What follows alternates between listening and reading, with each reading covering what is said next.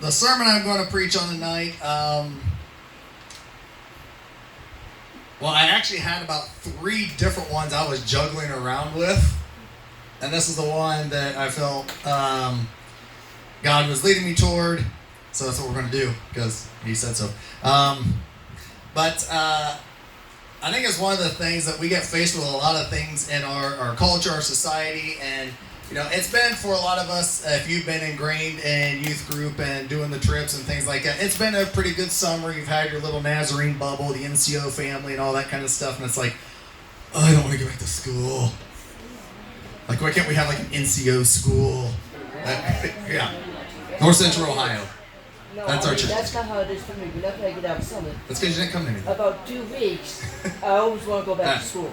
So anyway, what we anticipate going into, we know our schools aren't necessarily the most like church-friendly people to be around. And people that may go to church, they don't necessarily act like it all the time at school. I got some nods, some amens, yeah, okay. So it becomes one of those things about standing up for our faith and standing up, for God and the values of the Bible and stuff like that. So with that, I'm going to read all of Daniel chapter 3. All 30 verses. Yeah, like right now. Yeah. Go for it. Does anybody know, without looking, what Daniel chapter 3 talks about? You got a guess? Maybe. Maybe? Okay, thank you, adults that actually know the Bible. Shadrach, Meshach, and Abednego.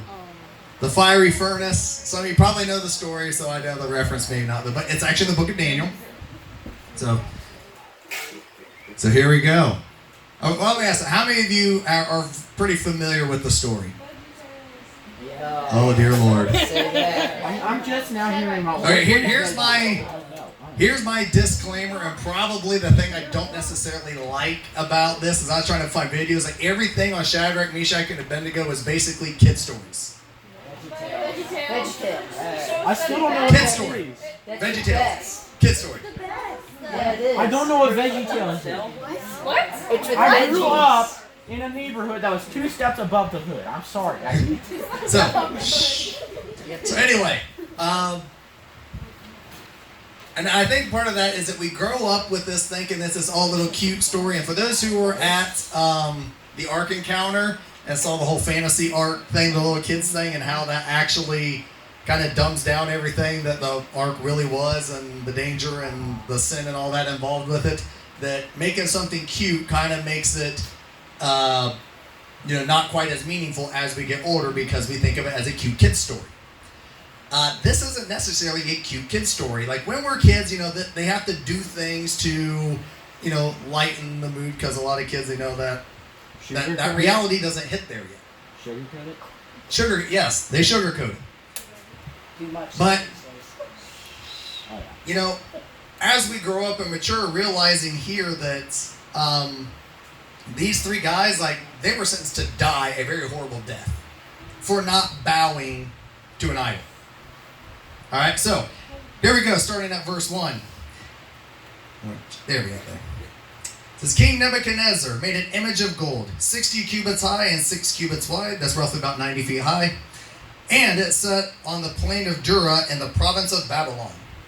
He then summoned the satraps, prefects, governors, advisors, treasurers, judges, magistrates, and all other provincial officials to come to the dedication of the image he had set up.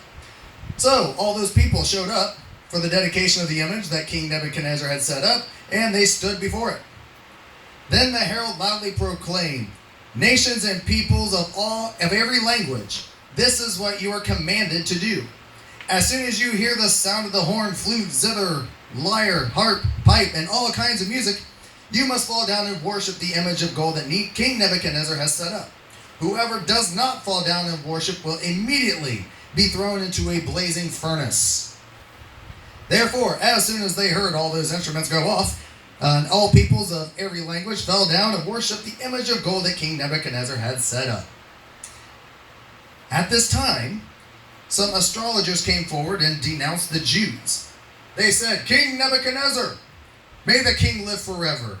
Your majesty has issued a decree that everyone who hears the sound of the horn, flute, zither, lyre, harp, pipe, and all of music of every kind must fall down and worship the image of gold. And whoever does not fall down and worship will be thrown into a blazing furnace. But there are some Jews whom you have set over the affairs of the province of Babylon, Shadrach, Meshach, and Abednego, who pay no attention to you, your majesty. They neither serve your gods nor worship the image of gold you have set up." Furious with rage, Nebuchadnezzar summoned Shadrach, Meshach, and Abednego. So these men were brought before the king, and Nebuchadnezzar said to them, "Is it true, Shadrach, Meshach, and Abednego, that you do not serve my gods or worship the image of gold I have set up? Now when you hear the sound of the horn, flute, zither, lyre, harp, pipe, and all kinds of music, if you are ready to fall down and worship the image I made, very good. But if you do not worship it, you will be thrown immediately into a blazing furnace. Then what God will be able to rescue you from my hand?" Tough words. Well, Shadrach, Meshach, and Abednego replied to him, "King Nebuchadnezzar, we do not need to defend ourselves before you in this matter. If we are thrown into the blazing furnace, the God we serve is able to deliver us from it, and he will deliver us from your majesty's hand. But even if he does not," I'll repeat that one, just in case you missed all that. I'll go back. Verse 17, "If we are thrown into the blazing furnace, the God we serve is able to deliver us from it, and he will deliver us from your majesty's hand. But even if he does not, we want you to know, your majesty, that we will not serve your gods or worship the image of gold you have set up." Then Nebuchadnezzar was furious with Shadrach, Meshach, and Abednego, and his attitude toward them changed. He ordered the furnace heated 7 times hotter than usual, and commanded some of the strongest soldiers in his army to tie up Shadrach, Meshach, and Abednego and throw them into the blazing furnace. So these men, wearing their robes, trousers, turbans, and other clothes, were bound and thrown into the blazing furnace. The king's command was so urgent and the furnace so hot that the flames of the fire killed the soldiers who took Shadrach, Meshach, and Abednego, and these 3 men, firmly tied, fell into the blazing furnace. Then King Nebuchadnezzar leaped to his feet in amazement and asked his advisors, "Weren't there 3 men we tied up and threw into the fire?" They replied, "Certainly, your majesty." He said, "Look, I see 4 men walking around in the fire, unbound and unharmed, and the 4th looks like a son of the gods." Nebuchadnezzar then approached the opening of the blazing furnace and shouted, "Shadrach, Meshach, and Abednego, servants of the Most High God, come out! Come here!" So Shadrach, Meshach, and Abednego came out of the fire, and the satraps, prefects, governors, and royal advisors crowded around them. They saw that the fire had not harmed their bodies, nor was a hair on their heads singed. Their robes were not scorched, and there was no smell of fire on them. Then Nebuchadnezzar said, "Praise be to the God of Shadrach, Meshach, and Abednego, who sent his angel and rescued his servants. They trusted him and defied the king's command and were willing to give up their lives rather than serve or worship any god except their own. Therefore, I decree that the people of any nation or language who say anything against the God of Shadrach, Meshach, and Abednego be cut into pieces, and their houses be turned into piles of rubble, for no other God can save in this way." Then the king promoted Shadrach, Meshach, and Abednego in the province of Babylon. There you go. Holy Land. There, Yeah. Some of you may remember that, the Holy Land experience. That was one of the quick things they brought out. Probably still my favorite song of that whole entire thing. Awesome. Yeah. But here's kind of the thing is that you got these 3 guys. They're not the only Jews in the area, but they're the only Jews who defy the order. And as you know what? I can't bow down and worship that thing. Yes, it may save my life, and I may not mean it, but I cannot bow to that. God is my witness, and not happening. And if you get a little taste of Nebuchadnezzar, he's pretty much a ruthless guy. Like, the order is to be thrown into a fire, and even after this, he says, "If you speak against this God, I'm going to cut you into pieces." Yeah, he's a good charmer. But one of the things in the story is that they were actually advisors, they held positions, and so Nebuchadnezzar actually tries to give them an out. It's like, okay, the decree was made that if you don't bow and you're going to the furnace, but I'm going to give you a second chance. When you hear all the music start, go ahead and bow down, and I'll forget this whole thing even happened. And they say, nope, not doing it. Can't do it. And so now he's furious, orders the furnace 7 times hotter. So if it was 200 degrees, it's now 1400 degrees. I don't know, but that's the intensity of the heat. And his strongest soldiers go to throw him in, and they die because of the heat just throwing him in. So, intense heat, fire, like they don't even make the fire, they die. These guys get thrown in, and nothing happens. I mean, their clothes aren't burned, not a hair singed, like there's no smell of smoke on them at all, that God had protected them. And that even Nebuchadnezzar stands up and realizes, like, it looks like a son of the gods in there. Well, some scholars may interpret to it could be an angel, or it could have been even Jesus before his incarnation, but one way or the other, God provided and God saved them. And because of their stance and their willingness to die, that it basically, it changed even the king's heart to say, you know what, we don't necessarily see at this point that he says, I'm going to follow God, but he's saying, nobody say anything against this God, because no God can save like this. All right, so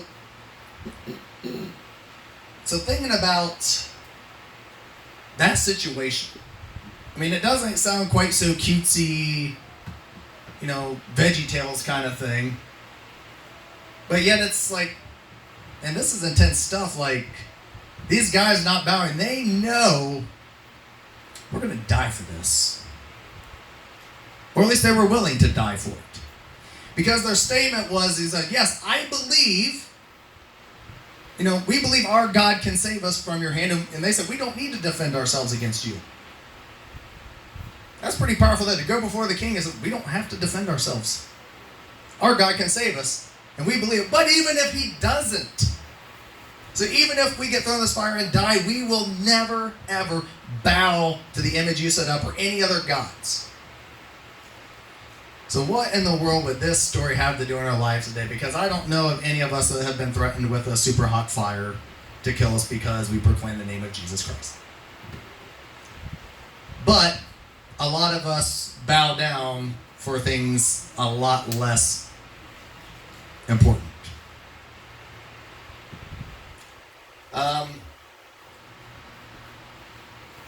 Some incidences I could say. The first one I'll go with was actually a personal one from Florida.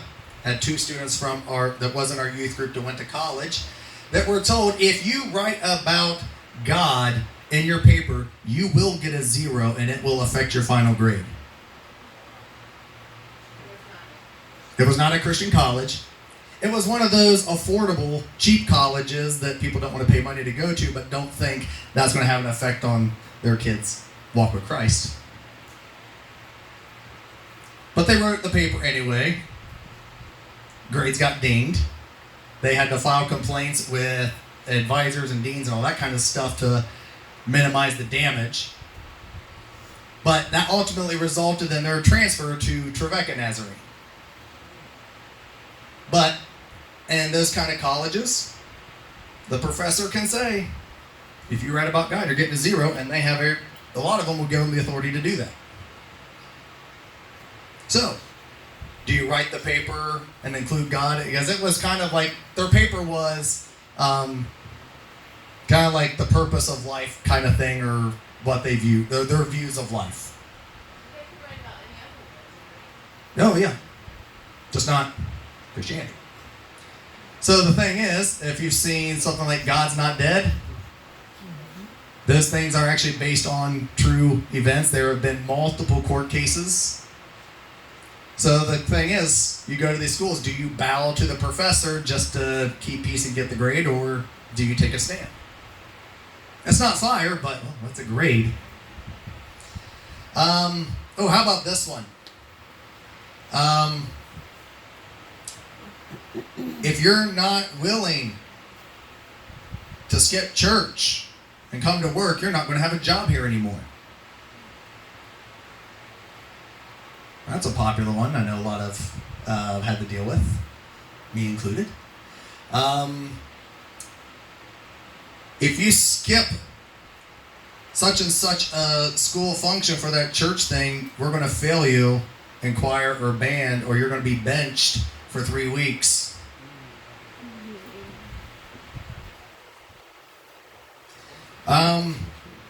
The world's changing. You need to get on board with this whole gay marriage thing and support, Pride Week. No. I was invited to the gay pride parade. I have so many Take stories back the about rainbow. happening in that in school, you know? But that's a thing. The whole gender revolution, transgender, oh, you Christians are a bunch of bigots and intolerant. Well, if I read the Bible, it says I'm created in the image of God, so to go against anything that he ordained is basically saying God's wrong, he creates junk, and I have the authority to choose what it's going to be in my life, and I'm exempt of consequences for it. Have fun with that one. And the thing is, we get a lot of the teaching that God is love and loves everybody, and everybody goes to heaven. Well, that's all nonsense. Jesus talks far more about hell than he does the kingdom of heaven. And there will be punishment for sin. That it does not go unnoticed that even you can ask for forgiveness, you may still deal with consequences from choices you made, depending on the severity of what it was. Some of you have known my story, but even though I've asked for forgiveness, there were still things I had to deal with as far as memories and all that kind of stuff that, Satan likes to throw back at you, like, oh, remember when you did that? And I have to keep saying, well, that was the old me, not the new me. But there's process involved in that. Oh goodness, we could go into a lot of things. So those are some big cultural things, but what about, I got this one. Wow. Thank you, Lord. Forgot about that memory. Yeah. I remember being in junior high, good church kid and stuff. Didn't get in trouble for anything.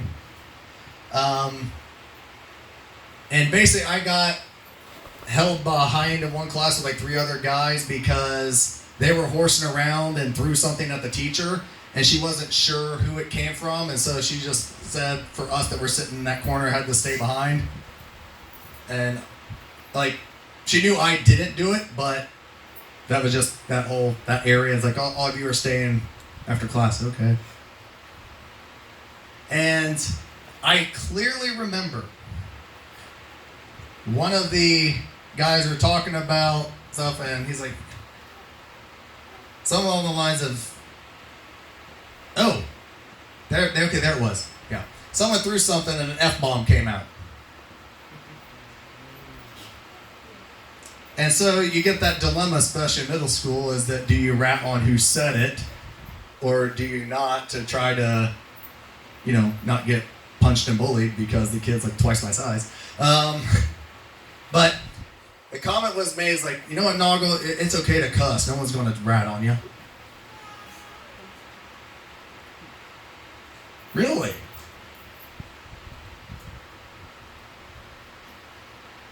I'd like to say I never cussed the rest of that year, but that would be a lie. And it was because I was seeking influence or seeking approval from someone that, hey, if I don't rat on him and get him in trouble, he's not going to rat on me. And that was a fun year. Oh, I knew when to turn it on and turn it off. Mom and Dad never heard it. Pastor Tom never heard it. My youth group never heard it. But the guys on the basketball team did. At least that year. I got better. But it's something simple like that. I bowed and lowered standards because it helped me fit in. Dang it. Guess I'm not going to be taking a flyer for God anymore. We have a lot of pressures in life that we face. A lot of voices that are going to tell you to bow. They may not necessarily say bow, but you need to come to our way of thinking. And it may not necessarily be as strong as, Do this or you lose your job. Do this or you get a failing grade. Do this or you get benched. Just something like, you know what? It's okay. You know, you can keep your religious stuff, but, you know, just kind of be inclusive of everybody. And,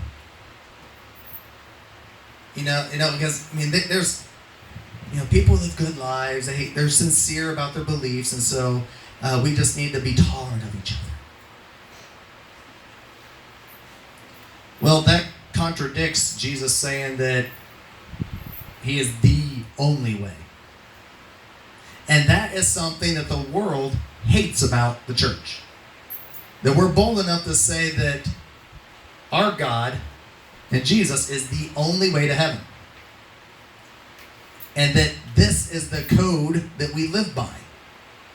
And it was one of the things, too, that got a lot of the early Christians killed, is Rome did not care that the Jews had a God. Everybody had a God. They could have cared less. What they cared about was them saying that he's the only way. He is the only God. Everything else is a false God. And that pattern has held true to today. That there's just so much out there, so much that demands our attention for us to, you know, just tone it down. Blend in with everybody else. You can keep your faith, whatever, but you don't need to be outspoken about it. You know, just say hush hush. You know, you just fake it with the other stuff, and you can honor God in your own time in Yahoo.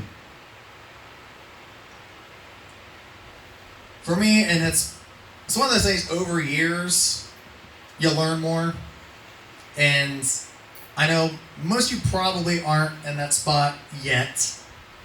But one of the things I would encourage that is that the realization is that, you know, when I read the Bible, one of the things I see on there is that Jesus basically hung naked on a cross, beaten and bloody on public display for my sins.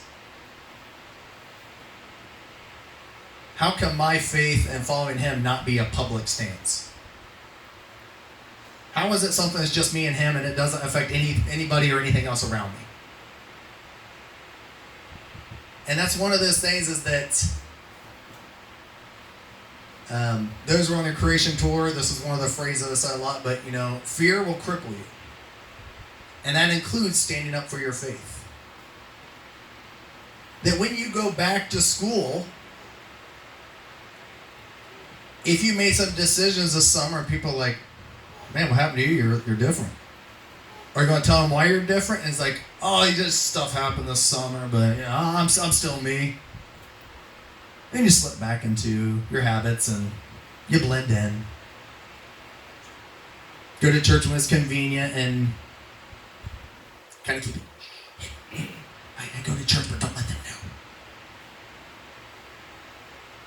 That's the kind of thing that Shadrach, Meshach, and Abednego faced. I mean, it's not here, but I can just see part in the crowd there. The people who are, you know, look how they're playing the stuff.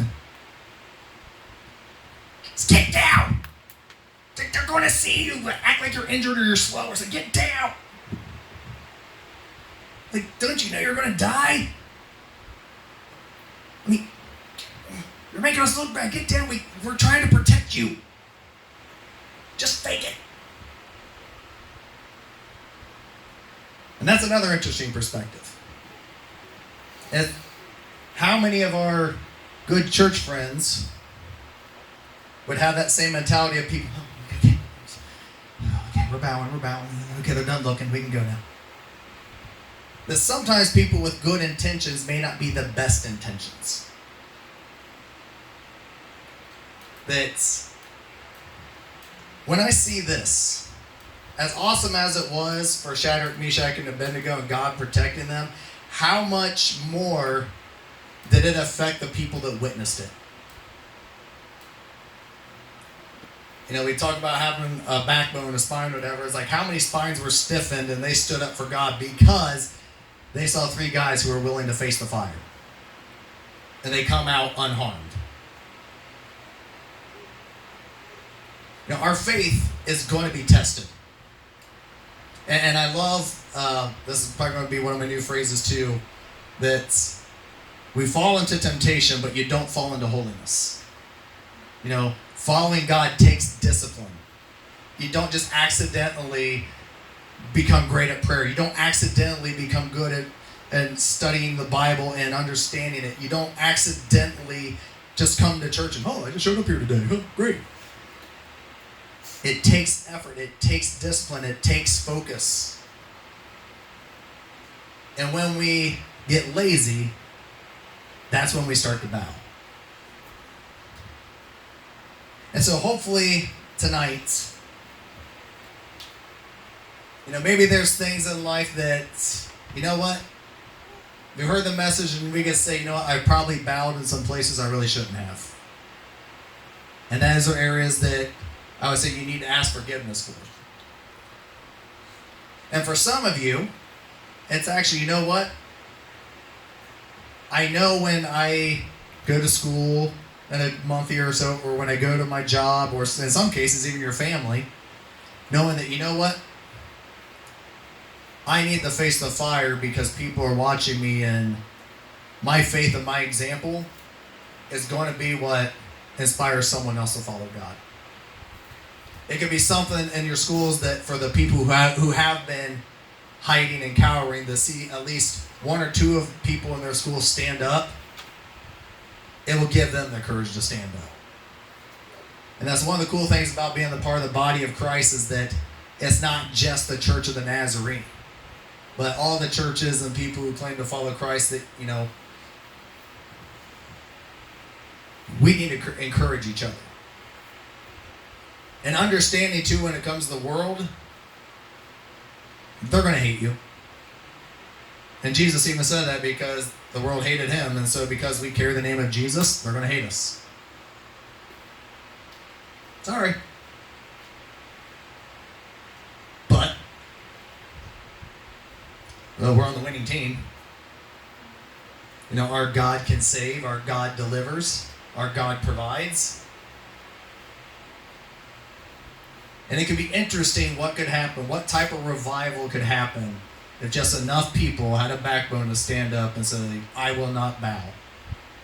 I will not serve another God. I will follow Christ, and whatever criticism comes, it comes.